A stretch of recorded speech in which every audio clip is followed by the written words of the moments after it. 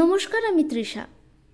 বাংলা সাহিত্য তথা বিশ্ব সাহিত্য নিয়ে আমাদের বিশেষ নিবেদন, সাহিত্যের সেরা সময়, যার আজ দ্বিতীয় নিবেদন।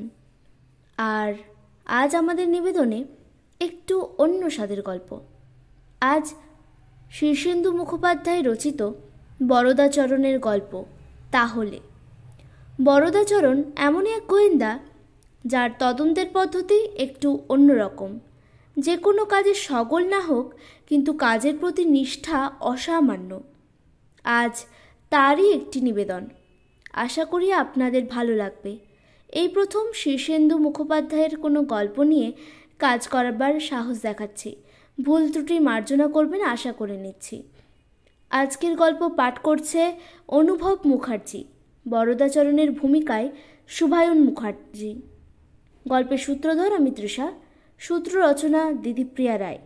শুরু হচ্ছে আজকের গল্প তাহলে।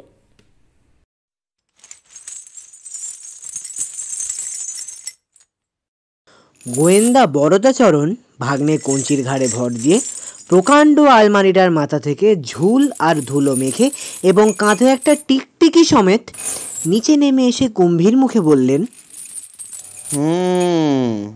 বরদাচরণের শুনে গরিব জমিদার ব্রজকুন্দল আশার আলো দেখে আগ্রহের সঙ্গে জিজ্ঞেস করলেন, কোনো কুলু পেলে বাবা? বরদাচরণ বেশি কথার মানুষ নন। হামাগুড়ি দিয়ে মস্ত একটা খাটের নিচে ঢুকে বিস্তর কলসি, হাঁড়ি, বাক্স, পোঁটলার ভিড়ে টর্চ ফোকাস করে আবার গম্ভীর গলায় বললেন, ঠাকুরদার আমলের সোনার ঘড়িটা যে পাওয়া যাবে এমন আশা ব্রজকুন্দলের নেই। পাড়ার গোয়েন্দা বরদাচরণকে 50 টাকা ফি কবুল করে ডেকে এনেছেন নিতান্তই নিজের মনকে প্রবোধ দেওয়ার জন্য। একটা দীর্ঘশ্বাস ফেলে উনি বললেন, জমিদারি তো বাবা সবই গেছে, এখন তো একটা জিনিস ছিল, তাও একে একে যাচ্ছে। দেখো, খুঁজে যদি পাও তবে তোমারই ভাগ্য। খাটের তলা থেকে বরদাচরণের কোনো সারা শব্দ এলো না। কাজের সময় বরদাচরণ কখনো অন্যমনস্ক হন না। তার উপর মক্কেলদের বিশ্বাস না থাক, কিন্তু তার আচার আচরণের শ্রদ্ধা না জেগে পারে না। তার কোনো কিছু সাধারণ নয়। যেমন তিনি কখনো নিজের বাড়ি বা অন্য কারুর বাড়িতে সদর দরজা দিয়ে ঢোকেন না। গোয়েন্দাদের নাকি তা ঢুকতে নেই, তাই সর্বদাই তাকে পাঁচিল টপকাতে হয়, ঝোপঝাড় ভাঙতে হয়, পাইপ পেয়ে ছাদে উঠতে হয়। তার তদন্তের পদ্ধতিও আলাদা। চোর বাড়ির উত্তর দিক দিয়ে ঢুকেছিল শুনলে তিনি তদন্ত শুরু করেন দক্ষিণ ধারে। যাই হোক, আজ নিয়ে দুদিন ব্রজকুন্দলের বিশাল পুরনো ভাঙা বাড়িটায় তিনি তদন্ত চালাচ্ছেন। এ যাবৎ অন্তত 50টা আলমারির মাথায় উঠেছেন, 20খানা খাটের তলায় ঢুকেছেন, সব মিলিয়ে কমসে কম 25খানা ঘরের সবগুলি খোঁজা শেষ করে ফেলেছেন। কিন্তু ঘড়ির হদিশ উনি পাননি। আধ ঘন্টা বাদে আরো ঝুল, আরো ধুলো এবং একটা নেংটি ইঁদুরের বাচ্চা সমেত বেরিয়ে এসে বরদাচরণ আবার বললেন, কাল থেকে অন্তত 100 বার ব্রজকুন্দল ওই শুনেছেন এবং প্রতিবারই আশার আলো দেখেছেন। এবারও দেখলেন এবং দেখে বললেন, কোনো কুলু? বরদাচরণ একটু বিরক্ত হয়ে বললেন, আপনি ক্লু চান না ঘড়ি চান? ক্লু বিস্তার আছে, কিন্তু দরকার তো ঘড়িটার। ব্রজকুন্দল ম্লান মুখে বললেন, ওই ঘড়িটাই চাই বাবা। অবস্থা তো জানো, নিমেষ হ্যাগরা 200 টাকায় কিনতে চেয়েছিল। ভেবেছিলাম ঘড়িগা বেচে শীতের জন্য একটা লেপ করাবো। বরদাচরণ বললেন, তারপর বাক্য ব্যয় না করে একটা বিশাল কাঠের সিন্দুকের ডালা খুলে বিস্তর ছেঁড়া কাঁথার ভেতর হাত তেড়াতে লাগলেন। কঞ্চি ব্রজকুন্দলকে চাপা গলায় বলল, জ্যাঠামশাই, আপনি একটু গিয়ে খেয়ে নে, দুপুরে একটু গড়িয়ে নিন। মামা যখন লেগেছে, ঘড়ি ইহজগতে থাকলে বেরোবেই। ব্রজকুন্দল জানালেন যে ঘড়িটি ইহজগতেই আছে। সেটা নাকি বেশি দূর যেতে পারেনি, কারণ ব্রজকুন্দলের বজ্জাত নাতি হেমকুন্দল ঘড়িটা তাদের পোষা বিড়াল দুগ্গার গলায় বেঁধে দিয়েছিল। দুর্গা এই বাড়ির বাইরেও যায়নি, তাই এই ঘড়িও তাদের বাড়ির বাইরে যাওয়ার কোনো প্রশ্ন নেই। হঠাৎ বরদাচরণ সিন্দুক থেকে মুখ তুলে বললেন, 4 হাতি গামছা পাওয়া যাবে? গামছা? ব্রজকুন্দল অবাক হয়ে বললেন, গামছা কি হবে বাবা? গলায় দেব, গলায়, বুঝলেন? কটমট করে বড়দা বলেন। ব্রজকুন্দল দৌড়ে গিয়ে একটা বড় গামছা নিয়ে এসে বলেন, তোমার হলে আমাকেও দিও, আমিও গলায় দিয়ে ঝুলে পড়বো। আর পারি নে। বরদাচরণ কটমট করে আর একবার চেয়ে জামা কাপড় ছেড়ে গামছাটা পরে ফেললেন টাইট করে। তারপর সোজা গিয়ে হাজির হলেন অন্দরমহলের পুরনো পুকুরটার ধারে। গভীর পুষ্করিণী, ভালো পাথর দিয়ে বাঁধানো, ঘাটের অনেকটাই ভেঙে গেছে বটে, তবু এখনো পৈঠার পাহাড় কিছুটা অবশিষ্ট আছে। বরদাচরণ কঞ্চি বা ব্রজকুন্দলের দিকে দৃষ্টিপাত না করে পুকুরে নেমে পড়লেন। বুক ভরে দম নিয়ে সবুজ আভার গভীর জলে ডুব দিলেন। ডুবে একবারে থই পেলেন না। মিনিট খানেক বাদে ভেসে উঠে দম নিয়ে আবার ডুব, তারপর আবার। পুকুরের পূর্ব পশ্চিম উত্তর দক্ষিণ বায়ু, অগ্নি, নৈঋত, ঈশান কোনো দিক বাদ রাখলেন না। অবশেষে ঘন্টা 2 বাদে উঠে হাঁপাতে হাঁপাতে বললেন, একটা শাবল, শিগগিরই। ব্রজকুন্দল দৌড়ে গিয়ে একটা মস্ত শাবল এনে দিয়ে বললেন, কোনো কুলু পেলে বাবা? বরদাচরণ জবাব না দিয়ে শাবল হাতে পুকুরের পশ্চিম বারে গিয়ে ডুব দিলেন। ডুবতে ডুবতে যেখানে পা ঠেকলো সেখানে দুটো পাথরের চাই দাঁড়িয়ে আছে পাশাপাশি। বড়দা দুটো পাথরের মাঝখানে শাবলটা ঢুকিয়ে একটা চাড় মারতেই পাথর দুটো সরে গেল। বরদাচরণ ভেসে দম নিয়ে আবার ডুব দিয়ে পাথরের চাঁইয়ের পিছনে যে জং ধরা লোহার দরজাটা ছিল সেটার কবজায় শাবল ঢুকিয়ে আবার চাড় দিলেন। দরজাটা হাউস করে খুলে গেল। বরদাচরণ আর একবার ভেসে দম নিয়ে সোজা ডুব সাঁতারে সেই দরজা দিয়ে ঢুকে একটা জলে ডোবা সুড়ঙ্গ বেয়ে খানিকটা উপরে উঠে দম নেওয়ার মতো বাতাস আর পায়ের নিচে জমি পেয়ে গেলেন।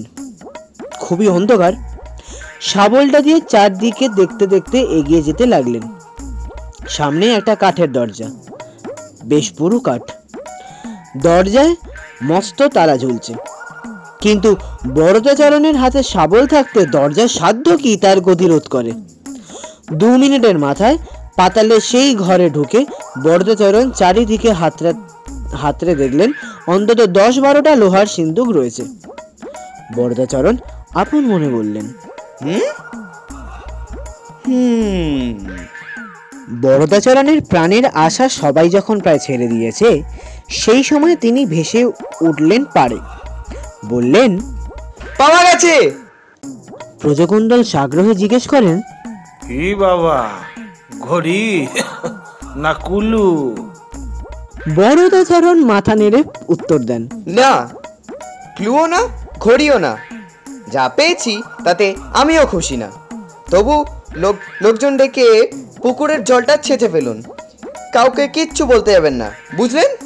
ও পুকুর ছেঁচে কি পাওয়া যাবে বাবা? গম্ভীর মুখে শুকনো জামা কাপড় পরতে লাগলেন বরদাচরণ। মাছের লোভে অবশ্য জমিদারের পুকুর ছেঁচতে অনেক লোক জুটে গেছিল। 2 দিনের মধ্যে মাছ সমেত জল লোপাট। সন্ধ্যের পর বরদাচরণ বাতি হাতে ব্রজকুন্দল আর কঞ্চিকে সঙ্গে নিয়ে বিচল ঘাটলাবে নেমে শ্যাওলা আর কাদায় ঢাকা পাথরের দুটো চাঁইয়ের মুখে এসে দাঁড়ালেন। বুদ্ধি করে দুটোকে জুড়ে দিয়ে গেছিলেন বরদাচরণ, নইলে জল ছেঁচতে এসে লোকে সুড়ঙ্গটা সন্ধান পেয়ে যেত। সুড়ঙ্গ বেয়ে পাতাল কুঠুরিতে পৌঁছে বড়দা তাচ্ছিল্যের স্বরে বললেন, ওই সিন্দুকগুলো আপনার পূর্বপুরুষদের লুকানো ধনরত্ন আছে, খুলে দেখুন। ব্রজকুন্দল মূর্ছা যেতে যেতে সামলে নিলেন। তারপর শাবল আর কুড়ুলের ঘায়ে একে একে 12টা সিন্দুক খোলা হলো। কোনোটায় মোহর, কোনোটায় হিরে জহরত, কোনোটায় চাঁদির টাকা, কোনোটায় আবার সোনার উপর বাসনপত্র। সে তো এক কুবেরের ভান্ডার। দেখে আত্মহারা হয়ে পড়লেন ব্রজকুন্দল। আনন্দে কেঁদে ফেলে বললেন, ও ছেলেবেলা থেকে বড় কষ্টে মানুষ হয়েছি বাবা। জমিদারি ঠাট বাট রাখতে গিয়ে কাছায় টান পড়তো। এতদিনে বাবা ভগবান একটু মুখ তুলে চাইলেন। বরদাচরণ একটা কাঠের সিন্দুকের ডালার উপর বসে গভীরভাবে ভাবতে ভাবতে অন্যমনস্কভাবে বললেন, কিন্তু বেড়ালটা বাড়ির বাইরে যায়নি, তাহলে ঘড়িটা। ব্রজকুণ্ডল উত্তেজিত গলায় চেঁচিয়ে উঠে বললেন, রাখো রাখো তোমার ঘরে, এ যা পেয়েছি ও তাতে 1000টা ওরকম ঘড়ি কেনা যাবে।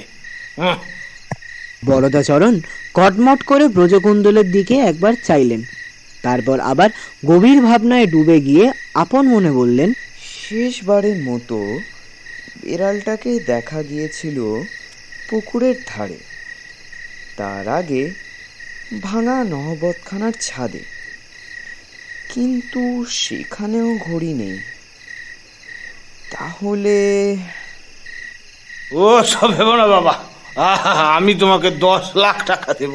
10 লাখ। ও সব ঘড়ির কথা এখন ভুলে যাও তো দেখি, ও ঘড়ির কথা এখন ভুলে যাও। বরদাচরণ হাত ছাড়িয়ে নিয়ে আপন মনে বলতে লাগলেন, তাহলে পুকুরের পাড়েও যদি না এসে থাকে বিড়ালটা, তবে বিড়ালটা গিয়েছিল কোথায়? বলতে বলতে বরদাচরণ উঠে সুড়ঙ্গ থেকে বেরিয়ে ভাঙা রসুইখানার দিকে হাঁটা দিলেন। পিছনে ব্রজকুণ্ডল। তিনি বারবার বলতে লাগলেন, ঘড়ি আর আমার চাই না বাবা। বরদাচরণ তোমাকে 10 লাখ টাকা খুশি হয়ে দিচ্ছে।